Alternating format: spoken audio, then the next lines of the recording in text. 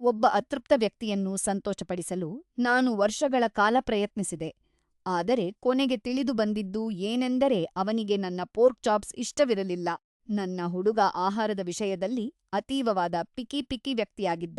ಅಂದರೆ ಕೇವಲ vanilla ice cream ಮತ್ತು ಬ್ರೊಕೊಲಿ ಹೊರತುಪಡಿಸಿ ಬೇರೆ ಯಾವುದೇ ತರಕಾರಿಗಳು ಬೇಡ ಎನ್ನುವಷ್ಟು ಹಠಮಾರಿ. ನಾನು ಪೂರ್ಣ ಸಮಯದ ಕೆಲಸ ಮಾಡುತ್ತಿದ್ದೆ, ಮನೆಯಲ್ಲೇ ಓದುತ್ತಿದ್ದೆ ಮತ್ತು ನನ್ನ ಮಕ್ಕಳನ್ನು ಬೆಳೆಸುತ್ತಿದ್ದೆ. ಆದರೂ ನಾನು ಪ್ರತಿದಿನ ರಾತ್ರಿ ಅವನಿಗೆ ಅಡುಗೆ ಮಾಡಿಕೊಡುತ್ತಿದ್ದೆ.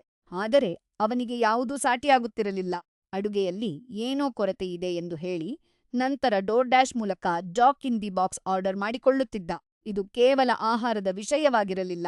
ಅವನು ನಾನು ನೀಡುವ ಉಡುಗೊರೆಗಳನ್ನು ಟೀಕಿಸುತ್ತಿದ್ದ, ನಾನು ಹೇಗೆ ಬಟ್ಟೆ ಧರಿಸಬೇಕು ಎಂದು ಹೇಳಿಕೊಡುತ್ತಿದ್ದ ಮತ್ತು ಅವನು ವೀಕೆಂಡ್ ಪೂರ್ತಿ ವಿಡಿಯೋ ಗೇಮ್ಸ್ ಆಡುವಾಗ ನಾನು ಒಂದು ಸಣ್ಣ ನಿದ್ದೆ ಮಾಡಿದರೂ ನನ್ನನ್ನು ಸೋಮಾರಿ ಎಂದು ಕರೆಯುತ್ತಿದ್ದ. ಸಂಬಂಧಗಳು ಹೀಗೆಯೇ ಇರುತ್ತವೆ ಎಂದು ನಾನು ಭಾವಿಸಿದ್ದೆ.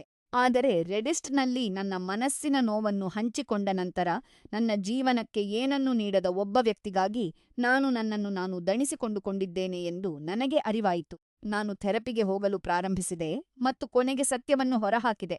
ನಾನು ತುಂಬಾ ದುಃಖದಲ್ಲಿದ್ದೆ. ಮರುದಿನವೇ ನಾನು ಅವನೊಂದಿಗೆ ಸಂಬಂಧವನ್ನು ಕಡಿದುಕೊಂಡೆ. 1 ತಿಂಗಳ ನಂತರ ನಾನು ಮತ್ತೆ ಪೋರ್ಕ್ ಚಾಪ್ಸ್ ಮಾಡಿದೆ. ಅವು ಅದ್ಭುತವಾಗಿ ಟೇಸ್ಟಿ ಮತ್ತು ಎಲ್ಲಕ್ಕಿಂತ ಮುಖ್ಯವಾದ ವಿಷಯವೇನು ಗೊತ್ತಾ? ಅವುಗಳ ಬಗ್ಗೆ ದೂರು ಹೇಳಲು ಅವನು ಅಲ್ಲಿ ಇರಲಿಲ್ಲ.